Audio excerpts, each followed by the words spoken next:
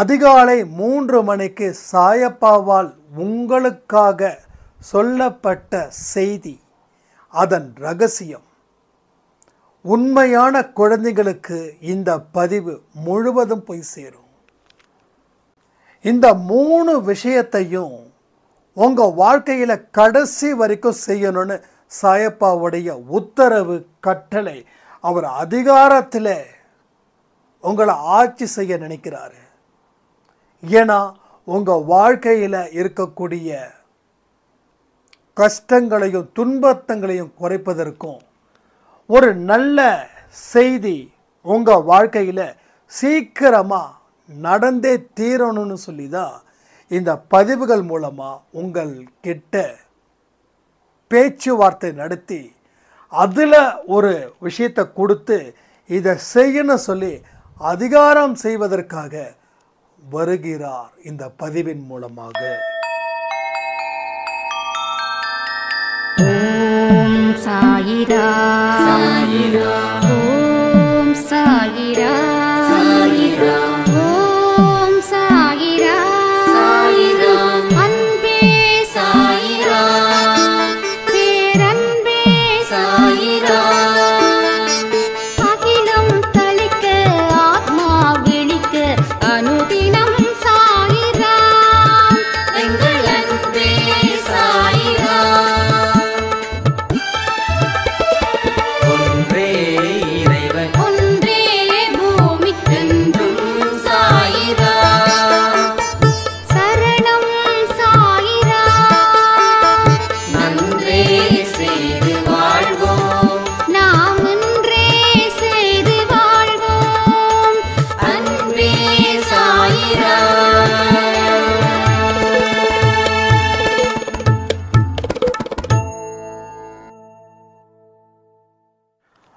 சாயிரா. என் உயிரின் உயிரானவர்களே, இன்னைக்கு ராமநவமி. எவ்வளவு பெரிய ஒரு ஆசீர்வாதம் சாயப்பாவுடைய உண்மையான குழந்தைங்களுக்கு கிடைச்சிருக்குது அப்படின்றத நீங்கள் நினச்சி பார்த்தீங்கன்னா இன்னைக்கு நிச்சயமாக உங்கள் வாழ்க்கையில் இவ்வளவு பெரிய பாக்கியத்தை நான் செஞ்சிருக்கேனா, அப்படிப்பட்ட விஷயங்கள் எனக்காக உருவாக்கப்பட்டதா அப்படின்ற எல்லாத்தையும் நீங்கள் இன்னைக்கு புரிஞ்சுக்கலாம்.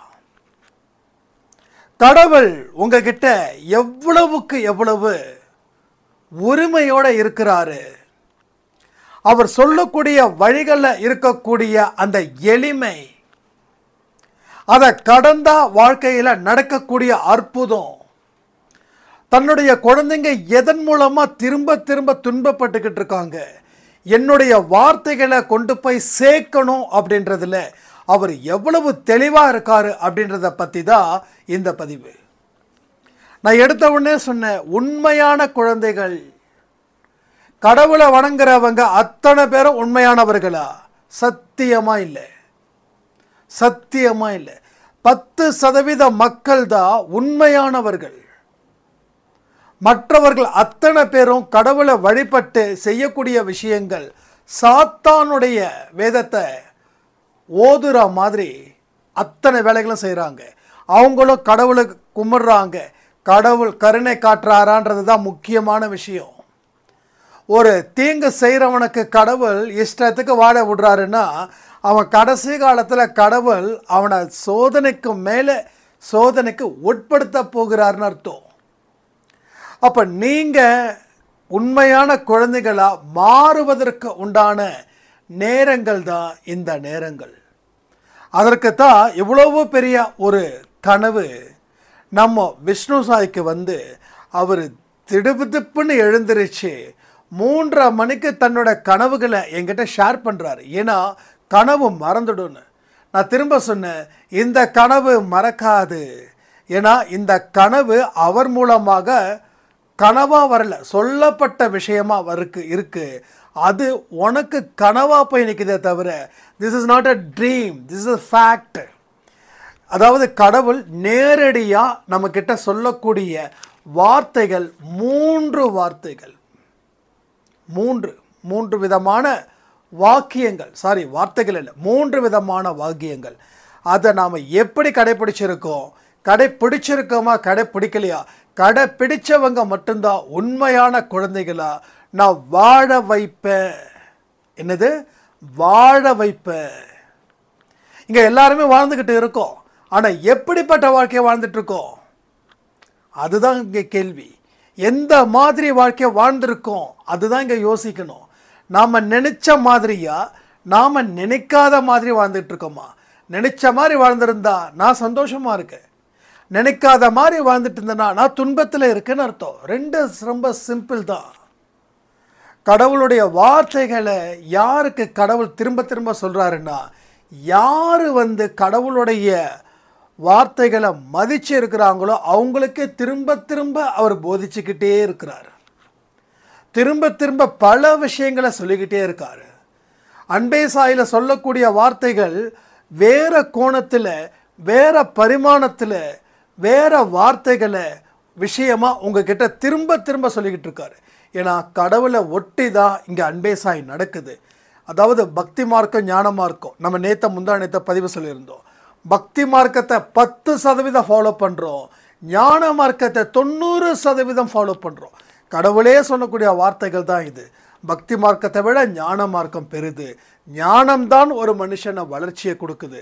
பக்தின்றது எல்கேஜினா, ஞானன்றது எம்ஃபில். பக்தின்றது ஸ்கூல் ஸ்டடீஸ்னா, ஞானன்றது யூனிவர்சிட்டி சிலபஸ். புரியுதா? ஸ்கூல் லைஃபோட சில பேருக்கு முடிஞ்சிடும். அதே சில பேரோட லைஃப் யூனிவர்சிட்டி டாப் லெவலுக்கு வரைக்கும் போகும்.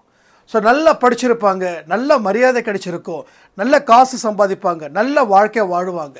ஸோ எந்த அளவுக்கு படிக்கிறோமோ அந்த அளவுக்கு நம்மளுடைய வாழ்க்கையும் பிரமாதமாக இருக்கும். அது ஒழுக்கம் நிறைஞ்சதா ஒழுக்கம் இல்லை, அது பேச வரல. ஸோ சொல்கிறேன், இந்த இதில் பதிவில் சொல்லக்கூடிய விஷயத்தை ஒரு உதாரணத்தை மூலமாக சொன்னால் உங்களுக்கு புரியுன்றதுக்காக. அப்போ பக்தி மார்க்கன்றதே ஸ்கூல்.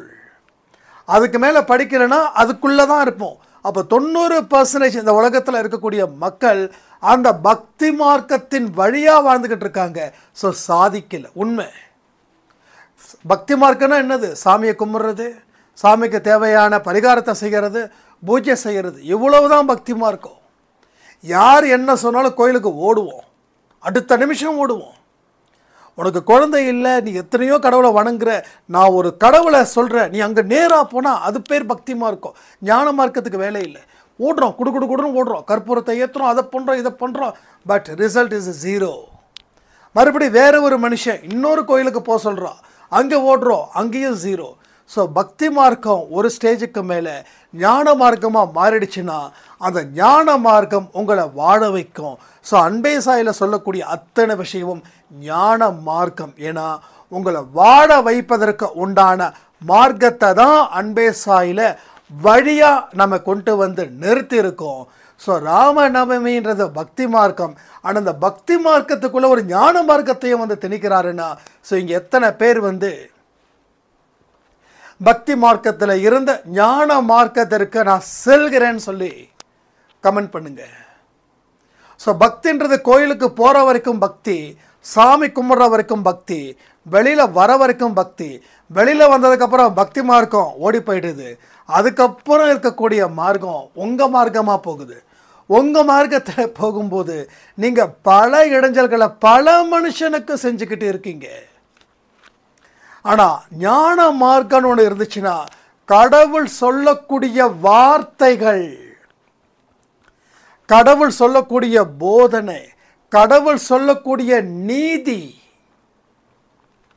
இந்த மாதிரி பல விஷயங்களை நாம் வாழ்க்கையில் ஃபாலோ பண்ணுறோமே, தட் இஸ் அ ஞான மார்க்கம்.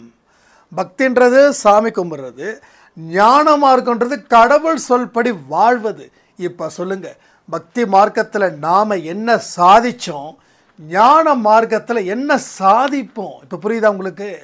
இதை புரிஞ்சுக்காம சும்மா உட்காந்துட்டு நான் ஷீரடிக்கு போக முடியல, திருப்பதிக்கு போக முடியல, வேளாங்கண்ணி மாதா கோயிலுக்கு போக முடியல, அங்கே போக முடியல, இங்கே போக முடியல. ஸோ முதல்ல நமக்கு தேவையானது மனசு எந்த மார்க்கத்தில் கொண்டு போகணுன்றது தான். அந்த மார்க்கத்தை நீங்கள் சரியாக பயன்படுத்திட்டா வாழ்க்கையில் ஹிமாலய வெற்றி உங்களுக்கு கிடைக்கும். ஸோ ராம நவமின்ற இஸ் அ ஸ்டார்டிங் டே. எதுக்கு? ஞான மார்க்கத்துக்குள்ளே போகிறதுக்கு, ஞான மார்க்கத்துக்குள்ளே போகிறதுக்கு. ஸோ ஏன் இந்த ரெண்டு கான்செப்டை ரொம்ப ஸ்ட்ராங்காக கொண்டு வந்திருக்கேன்னா, நம்ம ஒரு மெடிடேஷன் பண்ணிக்கிட்டு இருக்கும்போது திடீர்னு ஒரு வைப்ரேஷன், சாமி கும்பிடுறோம், நல்லவனாக இருக்கும், வாழ்க்கையில் சத்தியமாக ஜெயிக்கல. ஆனால் சாமி மட்டும் கும்பிட்டா போதுமா அப்படின்னு சொல்லும்போது தான் சட்டுன்னு தினமலரில் 2 மார்க்கம் இருக்குது. 2 மார்க்கத்தில் இந்த மார்க்கம் இப்படின்னா, அன்னைக்கு மெடிடேஷன் பண்ண அதே நாளில் 6:30 மணிக்கு நான் பேப்பர் படிக்கிற என்னுடைய கேள்விக்கு சாய்பா தேங்காவை உடைச்ச மாதிரி உடைச்சாரு. அதை வச்சு தான் நான் அந்த 2 நாளைக்கு முன்னாடி அந்த பதிவு சொன்னேன்.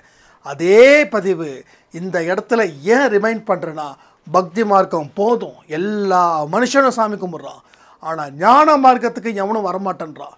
நாம் ஞான மார்க்கத்துக்கு வந்தால் தான் நம்ம மார்க்கம் சரியான முறையில் போகும்.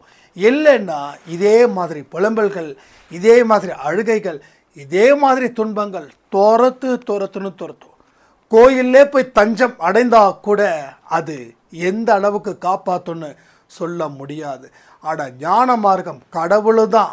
இது 24 மணி நேரமும் கடவுள் என் கூட இருக்கிறாருன்றது ஞான மார்க்கம்.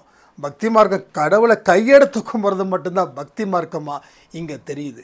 ஸோ எல்லா விஷயத்துலையும் நான் சிரிக்கிறேன், சாய்ப்பா இருக்கார், நான் அழுவுறேன், சாய்ப்பா இருக்கார், நான் வேலை செய்கிறேன், சாய்ப்பா இருக்கார், நான் வெற்றி அடைகிறேன், சாய்ப்பா இருக்கார், நான் தோல்வி அடைகிறேன், சாய்ப்பா இருக்கார், ஒருத்தவனை திட்டும் போது சாய்ப்பா இருக்கார், ஒருத்தவனை பாராட்டும் போது சாய்ப்பா இருக்கார், அவமானப்பட்ட சாய்ப்பா இருக்கார், வெகுமானம் சம்பாதிச்சா சாய்ப்பா இருக்கார், கையில் காசு இருந்தால் சாய்ப்பா இருக்கார், காசு இல்லைனாலும் சாய்ப்பா இருக்கார். ஸோ இது நம்ம செய்யக்கூடிய செயல்களில் 24 மணி நேரமும் நம்மளுடைய நிழலாக சாய்ப்பா இருக்கிறாரு. இதுதான் ஞான மார்க்கம். அந்த மார்க்கத்தின்படி தான் இன்றைக்கி விஷ்ணு சாய்க்கு ஒரு பிரம்மாண்டமான கனவு வந்துச்சு. இந்த கனவுல சொல்லக்கூடிய 3 பாயிண்ட்டு உங்கள் வாழ்க்கையில் முக்கியமானது. ரைட், முக்கியமானது. இந்த முக்கியமான விஷயத்தை உங்கள் வாழ்க்கை ஃபுல்லாக நீங்கள் இந்த ராம நவமியில் கடைப்பிடிக்கணும். இந்த ஆடியோவை ரெக்கார்ட் பண்ணப்படுறது லைவுக்கு முன்னாடி, ஏன்னா லைவுக்கு அப்புறம் எனக்கு நேரம் இருக்காதுன்றதுக்காக தான் இதை முன்னாடியே சொல்கிறோம். ஸோ லைவை பற்றி இருக்கக்கூடிய டீட்டெயில்ஸு நாளைக்கு 12 மணி பதிவில் நான் சொல்கிறேன். ஸோ எல்லா விஷயமும் இங்கே மிகப்பெரிய ஒரு தாக்கத்தை ஏற்படுத்தணும். உங்கள் விஷயத்தை எதையுமே ஏற்படுத்தாமல் தாக்கத்தை ஏற்படுத்தலைன்னா வாழ முடியாது.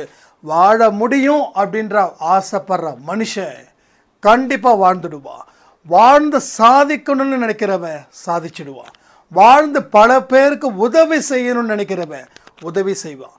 பல பேருக்கு ரோல் மாடலாக இருக்கணும்னு நினைக்கிறவன் ரோல் மாடலாக இருப்பான். ஆக மொத்தம் நீங்கள் எந்த முறையில் வாழணுன்றதை இன்றைக்கி முடிவு பண்ணுங்கள். 4 வகையில் எந்த வகை உங்கள் வகை, அந்த வகையை இங்கே சொல்லுங்கள். அதற்கு உண்டான விஷயத்தை நாம் இங்கே சொல்ல போகிறோம். அதுதான் உங்கள் வாழ்க்கையில் உயிர் மூச்சாக இருக்கணும். அதுக்கு முன்னாடி இந்த 3 பாயிண்ட்டையும், அந்த 3 பாயிண்டில் நம்ம விஷ்ணு சாய் பார்த்த கனவின் மூலமாக சாயப்பா சொல்லக்கூடிய வார்த்தைகளை மனசிலையும் நீங்கள் வைக்கணும். அப்படி இருக்கும்போது உங்கள் வாழ்க்கை பல இடத்துல பிரம்மாண்டமான ஒரு அஸ்திவாரத்தை அது ஏற்படுத்தும். அஸ்திவாரம் ஸ்ட்ராங்காக இருந்தால் எவ்வளோ பெரிய இடத்த வேணாலும் கட்டலாம், வீட்டை கட்டலாம், அரண்மனை கட்டலாம். ரைட், அப்போ அந்த அஸ்திவாரத்தை நம்ம ஸ்ட்ராங் பண்ணணும். ஏன்னா இந்த அஸ்திவாரம் இந்த ஜென்மத்துக்கு மட்டும் பத்தாது, வரக்கூடிய அத்தனை ஜென்மத்துக்கும் இந்த அஸ்திவாரம் ஸ்ட்ராங் பண்ணி ஆகணும். அப்போ தான் ஒவ்வொரு ஜென்மத்திலையும் அஸ்திவாரத்தை இன்னும் திடப்படுத்தலாம். இன்னும் திடப்படுத்தினா அது ஸ்ட்ராங்காக இருக்கும். அஸ்திவாரன்றது ஆன்மா. ஆன்மாவில் இருக்கக்கூடிய பதிவுகள் கடவுள் எண்ணங்களை அடிப்படையாக கொண்ட பதிவுகளாக இருக்கணும். அதை நாம் எந்த அளவுக்கு பில்டு பண்ணுறோமோ, எந்த அளவுக்கு அதை ஸ்ட்ராங் பண்ணுறோமோ, அந்த பில்டு பண்ணக்கூடிய விதமோ, அந்த ஸ்ட்ராங் பண்ணக்கூடிய விதமோ பல தலைமுறை வந்தாலும் அதை அழிக்க முடியாத அளவுக்கு சொல்லுவாங்கல்ல, எங்கள் தாத்தா கட்டுனது, எங்கள் தாத்தாவுக்கு தாத்தா கட்டுனதுன்னு சொல்லுவாங்க. அந்த பில்டிங் 200 வருஷம் பழமையான பில்டிங்காக கூட இருக்கும். ஆனால் அது பெயிண்ட் மட்டும்தான் பண்ணுவாங்க. உள்ளுக்குள்ளே எந்த ஒரு விஷயத்தையும் உடைச்சிருக்க மாட்டாங்க, உடஞ்சி இருக்காது, அவ்வளவு ஸ்ட்ராங். ஸோ நிறைய பார்க்குறோம் இந்த எக்ஸிபிஷன், அந்த இது மாதிரிலாம் நினைவு இடமெல்லாம் நிறைய அமையுது. கோபிச்செட்டிப்பாளையன்ற ஊர் அங்கே தெரியும்னு நினைக்கிறேன் உங்களுக்கு. அங்கே அந்த அரண்மனையெல்லாம் வாழ்ந்த அந்த நாட்டு ராஜாக்களை இன்றைக்கு வரைக்கும் அந்த யூடியூப்பில் பார்க்கும்போது அவ்வளோ அழகாக அந்த பழமை மாறாமல் எதையுமே மாற்றாமல் அவ்வளோ யூஸ் பண்ணுறாங்க. எத்தனையோ வருஷத்துக்கு முன்னாடி கட்டப்பட்டது. ஸோ ஒரு பில்டிங்கு எத்தனையோ வருஷத்துக்கு முன்னாடி கட்டப்பட்டது. இன்றைக்கி இருக்கக்கூடிய புயல், இன்றைக்கி இருக்கக்கூடிய இயற்கை சீற்றத்தால் பாதிக்கப்படாமல் அதனுடைய கம்பீரம் இன்று முதல் காக்கப்படுதுன்னா ஆன்மாவோட கம்பீரம் எந்த அளவுக்கு காக்கப்பட வேண்டுன்றதை புரிஞ்சுக்கோங்க. ஒரு சாரம் சொன்னாங்க, போன ஜென்மத்தில் நடந்த விஷயங்கள் மூலமாக என் வாழ்க்கை இருக்குது, எனக்கு அது புரியலன்னு சொன்னாங்க. அது எல்லாமே இதுதான், உடல் வேறு ஆன்மா வேறு. எப்படி ஒரு உடம்புக்கு துணி போட்டுக்கிறோமோ அது மாதிரி துணி தான் உடம்பு, ரைட்டா? துணி தான் உடம்பு. அப்போ அந்த துணியை போட்டுக்கிறது தான் உடம்பு தான் ஆன்மா. நம்மளோட ஆன்மா அதுக்கு எந்த இடத்துலையும் எதுவுமே இல்லை. அதுக்கு ஒரு உடம்பு தேவைப்படுது. அந்த உடம்பு தான் நம்ம உடம்பு. நம்ம எத்தனை வருஷம் உயிரோட இருப்போம்? 100 வருஷம். அந்த உடம்பு எங்கே போகுது? பூமிக்கு போகுது. பூமியில் பிறந்து பூமியிலே மறுபடியும் அமையுது. ஸோ மண்ணு தான் ஜெயிக்குது. மனுஷன் நினைக்கிறான் நான் அதை பண்ண இதை பண்ணுன்னு. எங்கே போனாலும் சரி நீ மண்ணுக்கு போய் தான் ஆகணும். மண்ணு தான் உனக்கு சொந்தம். அங்கே இருந்து தான் மறுபடியும். ஸோ பிரபஞ்சம், அப்புறம் பஞ்சபூதங்கள், இதையெல்லாம் புரிஞ்சிக்காம நாம் வாழ்ந்துக்கிட்டு இருக்கிறதால தான் வாழ்க்கையில் எதையுமே புரிஞ்சிக்காமல் நம்ம வாழ்ந்துக்கிட்டு இருக்கோம். ஒவ்வொரு கஷ்டமும் ஒவ்வொரு நஷ்டத்துக்கும் காரணத்தை தெரியாமல் எவனோ ஒருத்தன் நமக்கு அதை பண்ணா இதை பண்ணான்னு சொல்லியே நம்ம வாழ்ந்து பழகிட்டோம். பல விஷயங்களை புரிஞ்சிக்காத வரைக்கும் வாழ்க்கையில் நல்ல இடத்துக்கு நம்ம போக முடியாது. நான் சொன்ன மாதிரி வாழணும்னு ஆசைப்பட்டு எப்படிப்பட்ட வாழ்க்கையை வாழணும்னு தீர்மானித்தா அந்த வாழ்க்கை இந்த ஜென்மத்தில் ஸ்டார்ட் ஆகுன்ற. சில பேருக்கு ஸ்டார்ட் மட்டும் ஆகாது, நினச்சதை சாதிக்கலாம். ஆனால் அதற்கு உரிய வயது இருக்குதான்னு பார்க்கணும். 40 வயசில் இருக்கிறவங்க சாதிக்கணும்னு நினைக்கிறீங்களா? கண்டிப்பாக சாதிக்கலாம். ஏன்னா இன்னும் 60 வருஷம் உங்களுக்கு கேரண்டி லைஃப் இருக்குது. Guarantee life. ஸோ 60 இருக்குதா, உங்களால் சாதிப்பதற்கு உண்டான ஒரு தடத்தை ஏற்படுத்தலாம், ரைட்? அப்போ அடுத்த ஜென்மத்தில் ஏற்படுத்த தடத்தை நாம் உருவாக்கலாம், ரைட்? உருவாக்கி அந்த ஜென்மத்தில் நாம் சிறப்பான ஒரு தொடக்கத்தை ஆரம்பிக்கலாம். ஸோ எல்லா விஷயமும் இங்கே நடக்கும். இன்றைக்கி நம்ம நரேந்திர மோடி அவர்களோ இல்லை முதல்வர் ஸ்டாலின் அவர்களோ இன்னும் பெரிய பெரிய பதவியில் இருக்கிறவர்களோ இந்த ஜென்மத்தில் மட்டும் உங்களுக்கு வரல. போன ஜென்மத்தில், அதுக்கு முந்தின ஜென்மத்தில் இவங்க மனது, இவங்களுடைய உடல், இவங்க மூளை, இவங்க மனசு, அது எல்லாமே ஆன்மாக்குள்ளே போய் அதில் இருந்து ஒரு வழியை ஏற்படுத்தி இன்றைக்கி நிற்கிறாங்க. ஸோ எல்லோரும் பிரதமராகிட முடியுமா? இல்லை, யாருக்கு தான் ஆசை இல்லை. இப்போ எனக்கு சொல்கிறாங்க, நீங்கள் தாங்க நாட்டோட பிரதமர், நீங்கள் 10-20 வருஷத்துக்கு நீங்கள் தான் இருப்பீங்கன்னா நான் போவேன்னா போக மாட்டேனா? கண்டிப்பாக ஆளாக பண்ணிப்பேன், நடந்தே கூட ஓடுவேன். எல்லா மனுஷனுக்கும் அந்த ஆசை இருக்கும். ஆசை இல்லாத மனுஷனே கிடையாது. நாம் வேணால் பேருக்கு சொல்லிக்கலாம், எனக்கு பிரதமர்லாம் ஆகணும் அவசியம் இல்லைப்பா அப்படின்னு. நமக்கு அது நடக்காதுன்னு தெரிஞ்சதால் நாம் அங்கே சீன் போடுறோம். நாம் சீனை கிரியேட் பண்ணுறோம், ரைட்? சீனை கிரியேட் பண்ணுறோம். இங்கே நம்ம நினச்சதை நடக்குன்ற ஒரு விஷயத்தை மட்டும்தான் இங்கே நான் தெளிவாக சொல்கிறேன். அதற்கு உண்டான வழிகள் தான் இன்றைக்கி இந்த வழிகள். ஒரு பில்டிங் கட்டுறதுக்கு கிட்டத்தட்ட இப்போ 10 மாதமோ 12 மாதமோ இல்லை 1 வருஷமோ ஆகும். எடுத்த உடனே சட்டுன்னு கட்டிட முடியாது. அதே போல தான் நம்முடைய ஆசைகள் என்னவோ அதற்கு உரிய வழிகளையும் அதற்கு உரிய தேடுதல், அதற்கு உண்டான முயற்சி, அதை நடைமுறைப்படுத்துவதற்கு உண்டான நேரம், காலம், உழைப்பு, இது எல்லாம் இருந்துடுச்சுன்னா வாழ்க்கையை நீங்கள் சிகரத்தை தொடுவீர்கள். இது சத்தியமான உண்மை.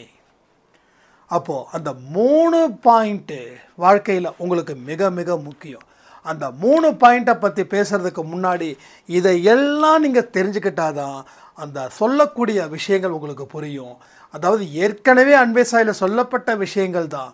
ஆனாலும் திரும்ப அவர் விஷ்ணு சாய் கனவின் மூலமாக உங்களுக்கு ஒரு பாடத்தை சொல்லி கொடுக்குறாரு அப்படின்னா யோசிச்சு பாருங்க. நான் அதை வந்து விஷ்ணு சாய் கிட்டேயே நான் சொன்னேன், நீயே பேசாமல் இந்த ஆடியோவை கொடுத்துருன்னு. இல்லை நான் கொடுத்தா அது ஆர்டிக்கல் மாதிரி போயிடும், நீங்கள் கொடுத்தாதான் அதனுடைய டெப்த்து போகும், டெப்த்தோடு கேட்கும்போது தான் மற்றவங்களுக்கு புரியும் அப்படின்னாங்க. நான் எவ்வளவோ ட்ரை பண்ணேன். இல்லை இந்த கனவின் மூலமாக வெளிப்படுத்தக்கூடிய வார்த்தைகளை நீ சொல்லு அப்படின்னா, இல்லை முடியாது சாயப்பா, இந்த விஷயத்தை நீங்கள் தான் சொல்லணும் அப்படின்னு எனக்கு சொல்லி வச்சுருக்காருன்னு டக்குன்னு ஒரு பாயிண்ட்டை சொன்னதால் நம்ம இந்த பதிவை சொல்கிறோம். இந்த 3 பாயிண்ட்டை நான் சொல்லக்கூடிய பாயிண்ட்டை முதல்ல தெளிவாக கேட்டுக்கோங்க, அதை அப்படியே கமெண்ட் பண்ணுங்கள். பதிவு முடிஞ்சதுக்கப்புறம் கமெண்ட் பண்ணுங்கள், இப்போதைக்கு கமெண்ட் பண்ண வேண்டாம். ஏன்னா ஒரு ஃப்ளோவில் போகிறது, அந்த ஃப்ளோவிலே போகட்டும். இந்த 3 பாயிண்ட்டை தான் நம்ம டீட்டெயிலாக பார்க்க போகிறோம். முதல் பாயிண்ட் என்ன தெரியுமா? முதல்ல இந்த கனவு எப்படி உருவாக்கப்பட்டுச்சு அப்படின்னு சொல்கிறேன். இப்போ வந்து நான், விஷ்ணு சாய், இன்னும் நம்ம சொந்தங்கள் அத்தனை பேரும் கேரளா அப்படின்ற கேரளாவுக்கு போகிறோம். கேரளாவுக்கு போனவுடனே அங்கே வேற ஒருத்தவங்க வீட்டில் ஏகப்பட்ட ஃபோட்டோஸ் எல்லாமே இருக்குது.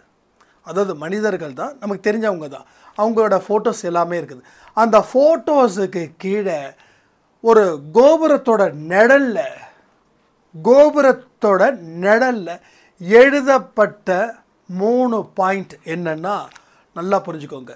மற்றவர்களை கீழ்த்தனமாக பேசாமல் இருந்தால் வாழ்க்கையில் உன்னை உயர்த்துவேன். பாயிண்ட் என்னது? மற்றவர்களை கீழ்த்தனமாக பேசாமல் இருந்தால் வாழ்க்கையில் உன்னை உயர்த்துவேன். திரும்பவும் சொல்கிறேன், மற்றவர்களை கீழ்த்தனமாக பேசாமல் இருந்தால் வாழ்க்கையில் உன்னை உயர்த்துவேன். எவ்வளவு அற்புதமான வார்த்தை தெரியுமா? எவ்வளவு அழகான வார்த்தை தெரியுமா? இந்த வார்த்தை தான் ஞான மார்க்கத்துக்கு உண்டான வார்த்தை. வார்த்தைகள் வேணா சிம்பிளாக இருக்கலாம், ஆனால் அந்த வார்த்தையை வாழ்ந்து பார்க்கும்போது அதன் மூலமாக கிடைக்கக்கூடிய அந்த லாபம் இருக்கே, அது மிகப்பெரிய அளவில் அறுவடை பண்ண முடியும். அதாவது மற்றவங்க மூட்டையாக விதைய போட்டாங்க, அவங்களுக்கு போட்ட மூட்டையில் இருந்த விதையை விட அறுவடை 1 மடங்கு தான். ஆனால் அவங்க எத்தனை மூட்டை போட்டு அந்த விதையை போட்டாங்களோ நீங்கள் அதில் பாதியை போட்டீங்க, ஆனால் விளைச்சலோ அவங்கள விட 100 மடங்கு. ஸோ கடவுள் சொற்படி வாழ்கிறவங்க வாழ்க்கை வெற்றி அப்படின்றது ஏமாற்றம் கிடையாது, அது எளிதாக நம்ம கையில் வந்து சேருவது. ஸோ அப்போது மற்றவர்களை கீழ்த்தனமாக பேசுகிறதால என் வாழ்க்கை போச்சா அப்படின்னா, சத்தியமாக வாழ்க்கை போனதுக்கு காரணம் மற்றவங்களை கீழ்த்தனமாக பேசினது, அவங்கள அவ்வளவு அவமானப்படுத்தினது, மனதளவிலையும் அவங்க உடல் அளவிலையும் அவங்களுக்கு தெரிஞ்சோ அவங்களுக்கு தெரியாமலோ நீங்கள் அவங்களுக்கு கேவலமாக கீழ்த்தரமாக நினச்சதால உங்கள் வாழ்க்கையில் மோசமான இடத்துக்கு நீங்கள் போகிறீங்க. ஆனால் நீங்கள் நல்லவர்கள் தான். அப்போ மற்றவங்களை கீழ்த்தரமாக நினைக்காம அவங்களும் நம்ம சக மனிதர்கள் தான் அப்படின்னு அவங்கள நினைக்கும்போது, அவங்கள ஒரு உயர்ந்த இடத்துல வைக்கும்போதோ இல்லை உங்களோட இடத்துக்கு அவங்கள வைக்கும்போதோ, அவங்க மேலே அன்பு செலுத்தும் போதோ, அவங்களுக்கு உதவிகள் செய்யும் போதோ, அவங்கக்கிட்ட கனிவாக பேசும்போதோ கடவுள் உங்களை உயர்த்துகிறார். இது அன்பை சாயில் எல்லா பதிவிலையும் இந்த வார்த்தைகள் சொல்லாமல் நான் இருந்ததில்லை. இது புதுசுன்னு யாராலையும் சொல்ல முடியாது, கரெக்டாக இல்லையா? அப்போ ஏன் சாயப்பா திரும்பவும் கொண்டு வர்றாருன்னா, இது தாண்டா உங்கள் குடும்பத்தில் இருக்கக்கூடிய பிரச்சனையாக இருக்குது. இங்கே எல்லோருமே ஓவராக பேசிகிட்டு இருக்கீங்க, அடுத்தவனை ரொம்ப அசால்ட்டாக நினைக்கிறீங்க. சாயப்பாவை நீ கும்பிடுறதால மற்றவங்க சாயப்பாவை வணங்கினாலும் அவங்கள மோசம்னு சொல்லி நீங்கள் தீர்மானிக்கிறீங்க. நீங்கள் தான் நானாக மாறி ஆணவத்தோடு ஆடுறீங்க அப்படின்ற ஒரு வார்த்தைகளை தான் இங்கே சொல்லப்பட்டு உள்ளது. ஏன்னா இதுவும் உங்கள் தனிப்பட்ட முறையில் எனக்கு நீங்கள் சொன்ன வார்த்தைகள் தான். எனக்கெல்லாம் வந்து சில பேர் சாயப்பா கும்பிட்றத பார்த்தா எரிச்சலாக வருது. ஏன் இவங்க இப்படி பண்ணுறாங்க, ஏன் இப்படி செய்கிறாங்க, இவங்க விளம்பரப்படுத்தி கும்பிட்றாங்க அப்படின்னு நீங்கள் நினைக்கும்போது அவங்க ஒன்றும் இல்லை, அவங்க பெரிய முட்டாளாக நீங்கள் நினைக்கிறீங்க. அப்போ நீங்கள் அறிவாளியாக உணர்றீங்க.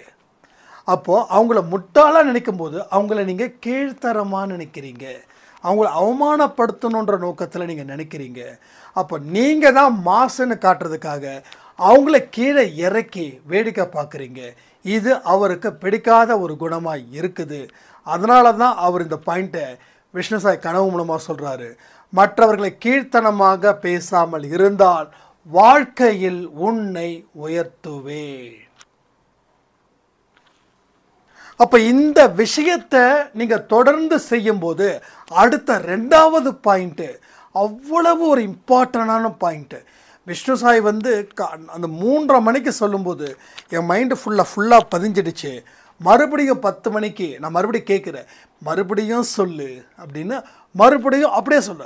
அப்போ தான் நான் சொன்னேன், உனக்கு கனவு வரல, சாயப்பா வந்து அந்த அதிகாலையில் சொல்லக்கூடிய ஒரு ரகசியத்தை அன்பே சாயில் சொல்ல வைக்கிறாரு அப்படின்னு, அன்பே சாயில் சொல்ல வைக்கிறாரு அப்படின்னு. அப்போது இந்த ஒரு விஷயத்தை, முதல் விஷயத்தை செய்கிறதால அடுத்த விஷயம் என்ன நடக்குது தெரியுமா? எதிரியும்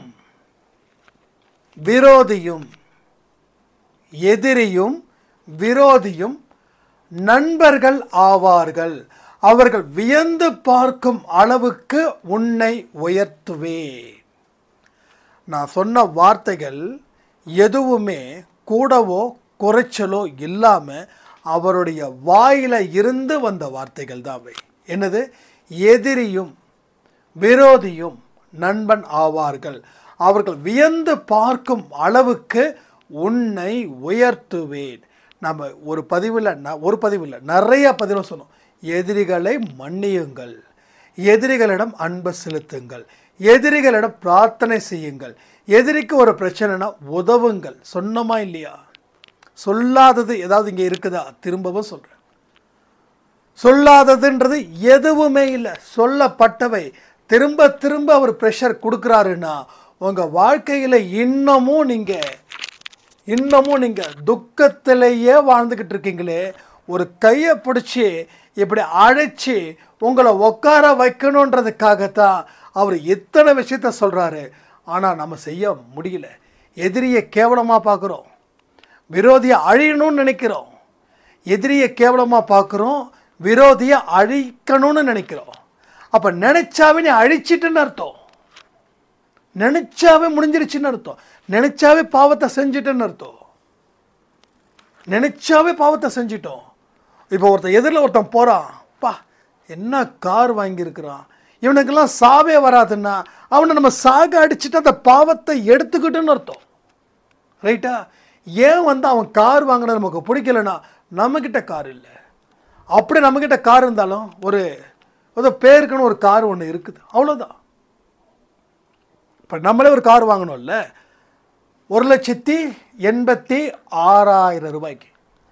சாய்பாட்டை கேட்டது 2 லட்சத்துக்குள்ளே. எதுக்காக கேட்டோம்? அம்மாவையும் அப்பாவையும் கூட்டு வர்றதுக்கு கால் டாக்ஸி வச்சா 3,000 ரூபாய் ஆகுது, கண்ணா பின்னு ஓட்டுறாங்க. அதனால் ஓகே இருக்கட்டும் அப்படின்னு. 2வது நம்ம கம்ப்யூட்டர்ஸ்லாம் எடுத்துகிட்டு போகிறதுக்கு வர்றதுக்கு இது எல்லாமே நமக்கு யூஸாக இருக்கும் அப்படின்னு. ஸோ நீடு இருந்ததால் வாங்கணும், இல்லைன்னா சத்தியமாக வாங்க வாய்ப்பே கிடையாது. அப்போ 1,86,000 ரூபாய். அப்போ நம்ம காரையே குறை சொன்னதுக்கு 1000 பேர் இருந்தோம். என்ன காரு ரொம்ப சின்னதாக இருக்குது, என்ன காரு ரொம்ப குட்டியாக இருக்குது, என்ன காரில் லக்கேஜ் வைக்க முடியல, இது நீ 1,86,000 ரூபாய்க்கு கார் வாங்கினது ஏமாந்துட்டேன், இது 50,000 ரூபாய்க்கு போயிருக்கணும், என்ன வேணாலும் பண்ணு, என்ன வேணாலும் பேசு, அதை பற்றி நான் கவலைப்படுவேன். என்னென்னா அவங்க நம்மளை இறக்கணும், அவங்க நம்ம இப்படி பண்ணணும் அப்படி பண்ணணுன்ற நினப்பில் கூட சொல்லலாம். அதை பற்றி நம்ம கவலையே இல்லை. என் பட்ஜெட்டுக்கு ஏற்ற கார் எனக்கு பிடிச்சிருக்குதா, பிடிச்சிருக்கு, அவ்வளோதான். அது எப்படி அவ்வளோ எக்ஸலண்ட். எனக்கு கடவுள் கொடுத்தா ஒரு பரிசுங்க, அவ்வளோதாங்க. கடவுள் கொடுத்த ஒரு பரிசு. அப்போது நம்ம இத்தனோடு கார் வாங்கியிருக்கோம், அவங்கெல்லாம் பாரு அப்படி கார் வாங்கியிருக்காங்க, இவங்கெல்லாம் பாரு இப்படி கார் வாங்கியிருக்காங்க, இப்படி நினைக்கும் போது நான் ரொம்ப மோசமான மனுஷனாக மாறிடக்கூடாது. அப்போ கடவுள் கொடுத்தது எனக்கு இது ரொம்ப சந்தோஷம். நம்ம காரை பற்றி கேவலமாக பேசினாலும் புகழ்ந்து பேசினாலும் நான் எடுத்துக்கிறது என்னப்போ புகழ்ந்து பேசுகிற மாதிரி தானே. அப்போ எனக்கு சந்தோஷம் இருக்கும்போது நான் இன்னொருத்தவங்களை பார்த்தீங்கன்னா கவலைப்பட வேண்டிய அவசியமும் இல்லை, பொறாமப்பட வேண்டிய அவசியமும் இல்லை. அப்போ நமக்கு இயல்பாகவே ஒரு பொறாமை நம்மளை அழிக்குது, நம்மளை அழிச்சிடுது. அது பெரிய சாபத்தையும் கொடுக்குது. அதாவது நான் வந்து ஒருத்தரை அழிச்சாதான் அது பாவம்னு நாம் தப்பு கணக்கு போட்டுட்ருக்கோம். ஆனால் அழிக்கணும்னு நினைக்கிறோமே, பொறாமப்படுறோமே, அவன் முன்னாடி நம்ம டாப்பாக வந்து நிற்கணும்னு நினைக்கிறோமே, அதுவே மிகப்பெரிய ஒரு பாவத்தை கொடுக்கறது தான். அப்போது உங்ககிட்ட இருக்கக்கூடிய பொருள் சரியில்லை அப்படின்னு சொல்லி உங்களை உசுப்பேத்தி அவங்கக்கிட்ட இருக்கக்கூடிய பொருள் தான் நல்லா இருக்குதுன்னு சொல்லி பொறாம குணத்தை உண்டு பண்ணுறதுக்கும் நம்ம கூட்டம் தயாராக இருக்கும். அதுக்கிட்ட இருந்து நீங்கள் தப்பிக்கணும். ஏன்னா அதுங்க கிட்ட மாட்டிட்டீங்கன்னா ஒரு குரங்கு கிட்ட பூமாலை கிடைச்ச மாதிரி அத்தனையும் பீஸ் ஆகிடும். ஸோ இது மாதிரியான மக்கள் நம்மக்கிட்ட நிறைய பேர் இருக்காங்க. நம்மளை காயப்படுத்துவதற்கும் இருக்காங்க. ஆனால் திருப்பி அவங்கள காயப்படுத்தக்கூடாது. ரைட்? திருப்பி அவங்கள காயப்படுத்தக்கூடாது, அவங்கள வெறுக்கக்கூடாது. அப்போ முதல் பாயிண்ட்டுக்கும் ரெண்டாவது பாயிண்ட்டுக்கும் இருக்கக்கூடிய விஷயம், மற்றவர்களை கீழ்த்தரமாக பேசாமல் இருந்தால் வாழ்க்கையில் உன்னை உயர்த்துவேன். எதிரியும் விரோதியும் நண்பன் ஆவார்கள். அவர்கள் வியந்து பார்க்கும் அளவுக்கு உன்னை உயர்த்துவேன். இந்த 2 பாயிண்ட்டு சூப்பர் பாயிண்ட்டு. இந்த 2 பாயிண்ட்டு எக்ஸலண்ட்டு. மூணாவதாக ஒரு பாயிண்ட்டு செம்ம பாயிண்ட்டுங்கிறது சான்ஸே கிடையாது. எல்லா மனுஷனுக்குள்ளேயும் எழுந்திருக்கக்கூடிய ஒரு பாயிண்ட். அந்த பாயிண்ட்டை நீங்கள் எந்த அளவுக்கு கெஸ் பண்ணீங்கன்னு எனக்கு தெரியல. நாம் இந்த பாயிண்ட்டை அதிகமாக டச் பண்ணது கிடையாது. ஆனால் அது ரிலேட்டடாக பேசியிருப்போம். முதல் 2 பாயிண்ட் நம்ம டைரெக்டாக டச் பண்ண பாயிண்ட்டு. ஆனால் மூணாவது பாயிண்ட்டு எக்ஸலண்ட்டான ஒரு மெசேஜஸ் வந்து விஷ்ணு சாய் மூலமாக கொடுத்துருக்கக்கூடிய என்னது அப்படின்னா, அந்த விஷயத்தை சொல்லும்போதே உங்களுக்கு இன்னமும் கிளாரிஃபை ஆகும். இப்போது நான் சாயப்பாவை கும்பிட்றேன்னு வச்சுக்கோங்க. நான் என்னை வச்சு உதாரணத்துக்கு சொல்கிறேன். இப்போ எனக்கு எதிராக ஒரு மனுஷன் எனக்கு துரோகம் செய்கிறான். அந்த துரோகம் செய்யக்கூடிய மனுஷன் வேற ஒரு கடவுளை வணங்குறான். பாயிண்ட் புரியுதா? எனக்கு எதிராக ஒருத்தர் துரோகம் பண்ணுறாரு. அந்த துரோகத்தால் நான் வீழ்த்தப்பட்டேன். அவர் எனக்கு பண்ண துரோகத்தை மறந்து சந்தோஷமாக ஹாப்பியாக இருக்கார். ஒரு எந்த குறையும் இல்லாமல் வாழ்கிறாரு. ஆனால் அவர் கும்பிட்ற கடவுள் வேற. நல்லா புரிஞ்சுக்கோங்க. அப்போது துரோகம் செய்தவர் தண்டிக்கப்பட வேண்டுமா இல்லையா? துரோகம் செய்தவர் தண்டிக்கப்படணுமா இல்லையா? அப்போது அவங்க கடவுள் அவரை தண்டிக்க மாட்டாரா? இந்த கேள்வி ஏன் பல பேருக்கு வருதுன்னா, நான் சாயப்பாவை கும்பிட்றேன். அப்போ எனக்கு எதிராக செயல்பட்டவங்களும் சாயப்பாவை கும்பிட்டா சாயப்பா தண்டிப்பார். ஆனால் எனக்கு எதிராக செயல்பட்டவர், ஃபார் எக்ஸாம்பிள் ஜீசஸை கும்பிட்றாரு, அப்போ அவருக்கு தண்டனை கிடைக்குமா? அப்போ ஜீசஸ் வந்து அவங்கக்கிட்ட வந்து பிரியமாக இருப்பாங்களா? அப்போ அவங்க வந்து மற்றவங்க கிட்ட பிரியமாக இருக்கிறாங்க, ஆனால் எனக்கு மட்டும் நம்பிக்கை துரோகம் பண்ணியிருக்காங்க. அவங்க குடும்பம் செழிப்பாக இருக்குது, நல்லா வாழுது, ஆனால் அவங்களால பாதிக்கப்பட்ட நான் பெயரளவுக்கு தான் வாழ்ந்துட்டுருக்கேன், இன்னமும் நடைப்பெணமாக தான் இருக்கேன். அப்போ அந்த ஜீசஸ் அவங்கள காப்பாற்றுறாரா? அது எனக்கு அந்த புரியலன்னு சொல்லி பல பேருக்கு இருக்குது. பல பேருக்கு இந்த விஷயத்தை இதற்கு யாரும் நீங்கள் என்கிட்ட கேட்டது இல்லை. கேட்டிருந்தான் ஆன்சர் பண்ணியிருக்கலாமோ தெரியல. அப்போது அந்த வார்த்தைக்கே பதில் எப்படிப்பட்டதுன்னா, எந்த கடவுள் என்றாலும் நியாயம் ஒன்றுதான். எந்த கடவுள் என்றாலும் நியாயம் ஒன்றுதான். இந்த ஒரு விஷயம். அப்போ இந்த வார்த்தைகளை அவர் வந்து சாயப்பா விஷ்ணு சாய் மூலமாக கனவுல வந்தது. நான் அவர்களுடைய கடவுள், அவர்களை தண்டிப்பேனா என்று கேட்டாய். எந்த கடவுள் என்றாலும் நியாயம் ஒன்றுதான், நிச்சயம் தண்டனை கிடைக்கும் அப்படின்னு அந்த ஜீசஸே வார்த்தைகளாகவும் அந்த வார்த்தையோட ஒளியாகவும் அவருக்கு கனவுல வந்துட்டு போயிருக்கு. ஸோ யோசிச்சு பாருங்க, எவ்வளவு பெரிய ஒரு விஷயத்தை அவர் இந்த மெசேஜஸ் மூலமாக சொல்லியிருக்கார். இந்த 3 வார்த்தையை பேசிட்டு போயிடலாம், 2 நிமிஷம் போதும். 2 நிமிஷம் போதும். மற்றவர்களை கீர்த்தனமாக இருந்தால் வாழ்க்கையை உயர்த்துவேன். எதிரி விரோதி நண்பனாவார்கள், வியந்து பார்க்கும் அளவுக்கு உயர்த்துவேன். நான் அவர்களுடைய கடவுள் என்றாலும் அவர்களை தண்டிப்பேன். கடவுளுக்கு உண்டானது நியாயம் உண்டுதானா? 2 நிமிஷத்தில் பேசிட்டு போயிடலாம். அது விஷயமே கிடையாது. ஆனால் ஒரு பதிவை 30 நிமிஷம் பேசினாதான் 10 நிமிஷமாவது அந்த பதிவில் இருக்கக்கூடிய அந்த கரு அது உங்கள் மனசுக்குள்ள இறங்கி இடியா வேலை பார்க்கும். அப்போ இந்த 3 விஷயம் கனவுகள் எவ்வளவு பெரிய கனவுகள் அப்படின்றத கமெண்ட் பண்ணுங்க. உங்கள் வாழ்க்கையில் அந்த 3 விஷயத்தை சம்மந்தப்பட்ட விஷயங்கள் என்னென்னலாம் நடந்துச்சு, அது எப்படிலாம் உங்கள் மனசில் ஒரு தாக்கத்தை ஏற்படுத்துச்சு, அதில் இருந்து வெளியில் வர முயற்சிகள் செய்தீர்களா அப்படின்றதையும் கமெண்டில் கமெண்ட் பண்ணுங்கள். ஏன்னா கமெண்ட் செக்ஷன் ரொம்ப ரொம்ப இம்பார்ட்டன்ட். அன்பே சாயில் சொல்லக்கூடிய பதிவுகள் உங்களுக்கு எந்த அளவுக்கு ஆழ் மனசில் இறங்கி வேலை பார்த்து அதை சிந்திச்சு அதை கமெண்ட் மூலமாக நீங்கள் தெரியப்படுத்துகிறீங்க அப்படின்றத இங்கே இருக்கிற எல்லாருக்கும் தெரிஞ்சுக்கணும். நான் பேசக்கூடிய பதிவுகளை தாண்டி நீங்கள் கமெண்ட் பாக்ஸில் சொல்லக்கூடிய அந்த எழுத்துக்கள் இருக்கு இல்லையா, அது ரொம்ப ஆழமானது, ரொம்ப அற்புதமானது. ஸோ இன்னொரு விஷயமும் நம்ம செய்கிறோம். அன்பே சாய் ப்ரேயர் சேனல் வச்சுருக்கோம்ல, காலையில் 10 மணிக்கு ஸ்பெஷல் ப்ரேயர் பண்ணுறோம் இல்லையா, அதே சேனலில் தினந்தோறும் 4 மணியோ 5 மணியோ, அது நான் டைம் சொல்கிறேன். முதல்ல என்னோடய வாட்ஸ்அப் நம்பர் எல்லோரும் நோட் பண்ணிக்கோங்க.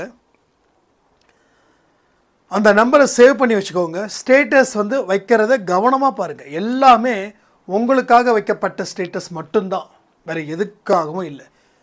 அப்போது என்னென்னலாம் நம்ம அப்டேட் பண்ணுறோம் அப்படின்றதையும் அதில் நீங்கள் தெரிஞ்சுக்கிறதுக்கு தான் அந்த அன்பே சாய் நம்பர், வாட்ஸ்அப் நம்பர் உங்களுக்கு கொடுத்தது. வேறு எதுக்கும் கொடுக்கல.